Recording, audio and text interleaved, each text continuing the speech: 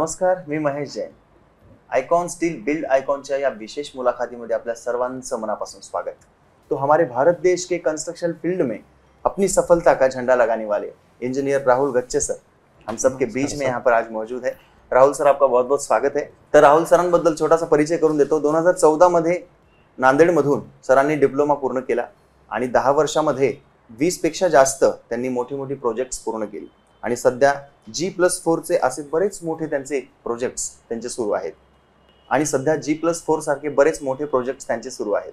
तर राहुल सर, कसं वाटतं या ठिकाणी येऊन तुम्हाला? खूप छान वाटतंय सर. ओके. बरेच दिवसानंतर असा इव्हेंट झाल्यासारखं वाटतंय. ही ऍक्टिव्हिटी तुमच्यासाठीच आहे.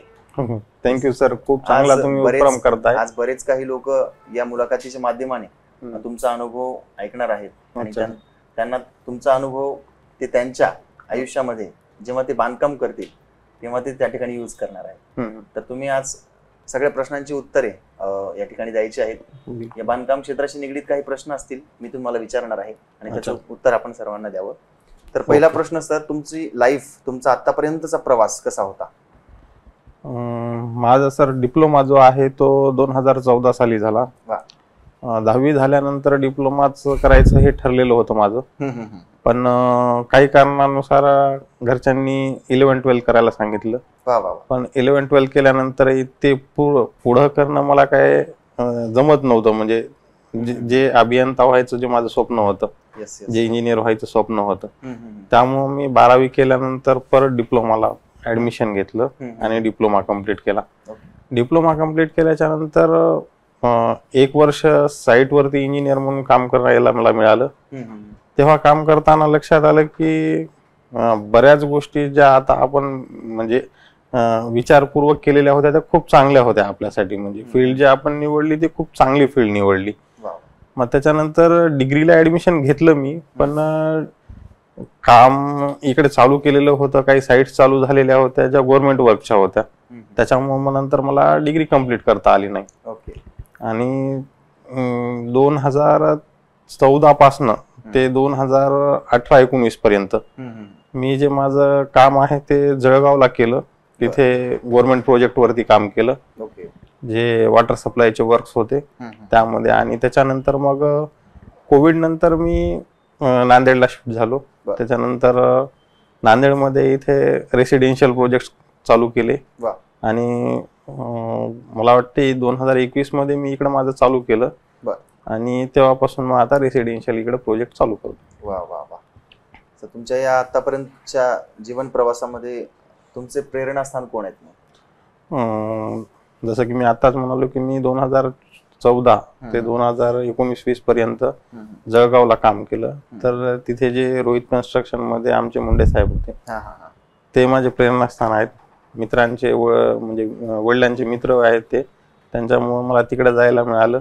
त्यांच्याकडून बऱ्याचशा काही गोष्टी शिकायला मिळाल्या. जे त्यांच्या वयाच्या त्यांनी 50 वर्षापर्यंत जे त्यांनी अचीव केलेलं होतं ते मला त्यांनी त्या 7 वर्षामध्ये दिलं मला तिथे. त्याच्यामुळे ते माझे प्रेरणास्थान आहेत. आणि या फील्डमध्ये येण्यासाठी त्यांनीच मला घडवलंही समजा म्हणा, आणि नंतर तिथे गेल्यानंतरही त्यांनी घडवलं. तुमचं या कन्स्ट्रक्शन फील्ड मध्ये खूप मोठं मोलाचं योगदान आहे. कुठलंही कन्स्ट्रक्शन असो सिव्हिल इंजिनियर शिवाय होत नाही. बरोबर. तर जेव्हा तुम्ही बांधकाम करत असता तेव्हा नवीन नवीन कल्पना आणि वाढतं तंत्रज्ञान त्याचा कशा प्रकारे फायदा होतो? आता एज्युकेशन घेताना प्रत्येक गोष्ट जी आहे ती एज्युकेशन मध्ये शिकवल्या जात नाही. नंतर ती जेव्हा आम्ही फील्ड मध्ये काम करतो त्यावेळेस त्या गोष्टी लक्षात येतात. आणि ऍक्च्युअल जेव्हा आपण काम करतो तेव्हा लक्षात येते की आपण ही गोष्ट शिकलो आणि ती आता इथं वापरात येते. आणि ती त्यावेळेस पूर्ण क्लिअर झालेली नसते, ते नंतर फील्डवरती काम करताना क्लिअर होते. त्याच्यामुळं फील्डवर काम करताना ह्या गोष्टी क्लिअर झालेल्या आहेत.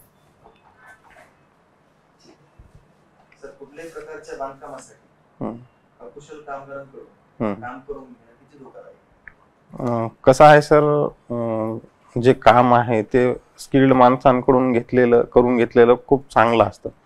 पण बऱ्याच लोकांचा समज कसा असतो की बुवा त्यांचा खर्च वाढतो, तो आपल्याला जास्तीचा होईल आणि तेवढा आपल्याला झेपणार नाही. ह्या गोष्टींमुळे लोक काय करतात, अकुशल कामगाराकडून किंवा जे कमी प्राइसनी काम करण्याचं म्हणतात त्यांच्याकडून करून घेण्याचं काम करतात. पण होतं कसं, ते अनस्किल्ड असल्यामुळं ते काम केल्यानंतर काय होणार आहे यांची त्यांना जाणीव नसते. त्याच्यानंतर ते काम केल्याच्या नंतर मग त्यांना ते लक्षात येते की हे इथं आपलं कुठेतरी चुकलंय, आणि त्याला डिसमेंटल करणं आणि पुन्हा रिकन्स्ट्रक्ट करणं, त्याच्यामध्ये त्यांना जो आहे तो एक्स्ट्रा खर्च लागून जातो, जे हे अनस्किल्ड लेबर्समुळं होतं. खूप सारे नुकसान होत असतात. बांधकामासाठी जेव्हा तुम्ही साहित्य निवडता तेव्हा कुठली कुठली काळजी घेत असता? आता जसं की कन्स्ट्रक्शन फील्डमध्ये बऱ्याचशा वस्तू लागतात, सँड असो, ब्रिक्स असो, ॲग्रिगेट असो, तर ह्या आम्ही फिजिकली पाहून, आणि काही गोष्टी ज्या आहेत ते टेस्टेड असतात, त्या जसं की स्टील म्हणा, सिमेंट म्हणा, ह्या गोष्टी सर्व त्याचे ऑनलाईन रिपोर्ट्स म्हणा, ज्या त्या कंपनीचा आपण जे ते यूज करणार आहे त्या कंपन्यांचा आपण थोडंसं एक ओव्हरव्ह्यू थोडासा घेऊन, आणि आपल्याला मग त्याच्यामध्ये आज रोजी कुठलं बेटर वाटते त्या हिशोबाने त्या गोष्टी आम्ही सर्व पाहून आणि फिजिकली काही गोष्टी पाहून त्या सिलेक्ट करत असतो. बांधकाम करत असताना आपल्याला खूप सारं साहित्य लागतं, येस, सिमेंट असे खूप सारं साहित्य लागतं. Yes sir. जेव्हा आपण स्टील निवडतो किंवा तुम्ही निवडता किंवा ग्राहक जेव्हा निवडायला जातात, अच्छा, तेव्हा कुठल्या कुठल्या गुणवैशिष्ट्यांना प्राधान्य दिलं पाहिजे सळी निवडत असताना? कसं आहे सर, त्या स्टीलची जी स्ट्रेंथ आहे, म्हणजे त्याची ड्युरेबिलिटी आहे, आणि अशा बरेच आता टेक्निकल ज्या गोष्टी असतात त्या कस्टमरला माहीत नसतात, आणि टेक्निकल वर्ड्स असतात, तर हे त्यांना माहीत नसतं. तर त्यांनी ज्या माणसांना प्रॉपर हे माहिती आहे, जसं की आज आम्ही आहेत की आम्ही जर समजा काम करतोय तर आम्हाला त्या फील्डचं जास्त नॉलेज आहे, तर मग ते टेक्निकली त्यांनी असं विचारून कुठल्या गोष्टी आहेत चांगल्या त्या आमच्यावरती जबाबदारीनं सोडून आम्हाला जर करायला सांगितलं तर आम्ही त्यांच्यापेक्षा जास्त जबाबदारीने ते पार पाडतो. मला सांगा, दीर्घ आयु किंवा टिकाऊ बांधकामासाठी रचना किंवा आराखडा लेआउट तो किती महत्त्वाचा? कसं असते सर, ज्यावेळेस आम्ही प्लॅनिंग वगैरे करतो तर त्याचं जे डेड लोड वगैरे जो आहे तो ट्रान्सफर होत असतो खाली बॉटम पर्यंत, तर ते व्हर्टिकली व्यवस्थित यावा आणि त्याचा जो लोड आहे तो बीम वरती, कॉलम वरती हा असा ट्रान्सफर होऊन फुटिंग पर्यंत जावा, हे पूर्ण व्हायला पाहिजे. जर समजा त्याची प्लॅनिंग जर व्यवस्थित केलेलं नसेल किंवा जर समजा स्लॅबवरती कुठं जर समजा एखादी भिंत वगैरे येत असेल आणि त्या ठिकाणी स्ट्रक्चरली जर समजा हिडन बीम्स वगैरे जर दिलेले नसतील तर ते धोकादायक असू शकतात, आणि त्या जे स्ट्रक्चर आहे त्याचं जे लाईफ आहे ते कमी करण्याचं काम करत असतात. त्याच्यामुळं जेवढा आम्ही प्लॅन करताना काम करतो त्यावेळेस ह्या गोष्टी पूर्ण पाहून काम करतो. सर, सर्वसामान्य लोकांचं स्वप्न असतं खर्चामध्ये उत्तम दर्जेदार घर बनावं, त्या ठिकाणी तुम्ही काय करता? कसं असते सर, लोक आता तुम्ही जसं की प्राइसचाच विचार केलात की बजेट, तर ह्याच्यामध्ये लोकांना काय वाटतं की आपण प्रॉपर इंजिनियर कडून किंवा हेवी प्राइस वालं वस्तू वगैरे वापरून घर जर बांधलं तर त्याची कॉस्ट वाढेल, असं काही नसते सर. जर समजा प्रॉपर माणसांकडून काम करून घेतलं, आता आमचं कसं असते, ज्यावेळेस आम्ही प्लॅनिंग करतो 2D वर्क मध्ये, लगेच आम्ही 3D वर्क मध्ये पण प्लॅनिंग करत असतो.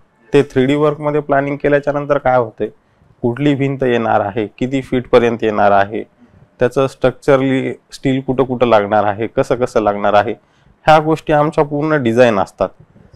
आणि जर समजा आपण जर बजेटचा जो विचार करतो तर हेच जर समजा इंजिनियर नसताना त्यांनी विचार केला की इंजिनियरची फीस देण्यापेक्षा आपण त्या गोष्टी स्किप करू आणि आपण आपलं बांधकाम करून घेऊ, मग त्यांना काय होतं, अगोदर बांधकाम करतात, त्याच्यानंतर त्याला डिसमेंटल करावं लागते, म्हणजे जे योग्य नसेल ते, आणि मग तो परत खर्च होतो, त्याच्यामुळे ते बजेट वाढत जाते. जर प्रॉपर माणसांकडून जर केलं गेलं तर त्याचा निश्चितच जे त्यांचं बजेट आहे त्या बजेटमध्ये काम होते पूर्ण. तुमचे बरेच प्रोजेक्ट्स आलेले आहेत. अच्छा सर. सुद्धा तुमचे बरेच प्रोजेक्ट्स सुरू आहेत, त्यामध्ये तुम्ही आयकॉन स्टीलचा वापर केलाय? हो सर, मी 40 to 50% जे आहे ते माझ्या साईटवरती स्टील वर्कमध्ये आयकॉन वापरलेला आहे. मला त्याचं स्ट्रेंथही चांगली वाटलेली आहे, ड्युरेबल तर आहे. त्याचे टेस्ट रिपोर्ट वगैरे सर्व आम्ही ऑनलाईन पाहिलेलेच आहेत. कंपनीची सर्व्हिस कशी वाटते? खूप छान आहे सर. सर्व्हिसबद्दल काही अडचण नाही आम्हाला. आमचे रिलेशन आहे आता असे झालेले आहेत की त्यांनी आम्हाला पेमेंटसाठी पण वेळ देतात आणि सर्व गोष्टी होतात. आणि ज्या वेळेला जसं आम्हाला रिक्वायरमेंट असेल ते आम्हाला कुठल्याही पद्धतीनं का असेल अरेंज करून देतात. आजपर्यंत आम्हाला आम्ही सांगितलेल्या वेळेच्या पुढं कधी झालेलं नाही असं की आम्हाला मिळालं नाही म्हणून. सर तुमचा आयकॉनिक प्रोजेक्ट कोणता आहे? सगळ्यात स्पेशल प्रोजेक्ट कोणता आहे त्याबद्दल सांगा. आता सर आयकॉनिक प्रोजेक्ट बद्दल जर बोलायचं झालं तर रेसिडेन्शियल वर्क मी आता जस्ट 2021 नंतर चालू केले. त्याच्यामध्ये सध्यालाच माझे 3-4 प्रोजेक्ट आहेत जे G+4 G+3 मध्ये आहेत. त्याच्यापैकी एक आता गणेशनगरला आहे. तो मला म्हणता येईल की थोडासा वेगळा आहे म्हणून. आणि त्याच्या अगोदर मी 2013 ते 2019 मध्ये जळगावला गव्हर्नमेंटचे वॉटर सप्लायचे वर्क्स केले. त्यामध्ये एक गाव होतं आसोदा नावाचं, तिथे वॉटर ट्रीटमेंट प्लांटचं काम होतं. त्या वॉटर ट्रीटमेंट प्लांटमध्ये वेगवेगळे लेवल्स घेणं आणि वेगवेगळ्या लेवलवरती बांधकाम असणं, हे 2 प्रोजेक्ट आहेत सध्याला. अगोदरचा तो प्रोजेक्ट माझा आणि आत्ताचा हा प्रोजेक्ट माझा. सर नवीन लोकांना तुम्ही काय सांगणार, जे नवीन लोक आहेत ज्यांना बांधकाम करायचे, अशा लोकांना तुम्ही काय सल्ला द्याल आजच्या या इंटरव्ह्यूच्या माध्यमातून? निश्चितच त्यांना मी हा सल्ला देईल की तुम्ही कुठल्याही इंजिनियर कडून काम करून घ्या, म्हणजे तुमचं काम प्रॉपर होईल आणि लाईफ लॉंग राहील, जेणेकरून तुम्हाला इन फ्युचर कधीही अडचण येणार नाही. आणि असं तुम्हाला वाटू देऊ नका की इंजिनियरकडे गेलं म्हणजे बजेट वाढतंयच. तुम्ही त्याच्यामध्ये त्यांनी तुम्हाला सजेस्ट करतील त्यानुसार तुम्ही वेगवेगळं मटेरियल यूज करून कमीत कमी त्यांनी कसं तुम्हाला तुमच्या घरांना सजवता येईल ते काम त्यांनी करत असतात. खूप छान वाटतं सर. Thank you sir. आजची मुलाखत खूप छान झाली. Thank you sir. विशेष तुमच्या पुढील वाटचालीस आमच्याकडून शुभेच्छा. Thank you sir.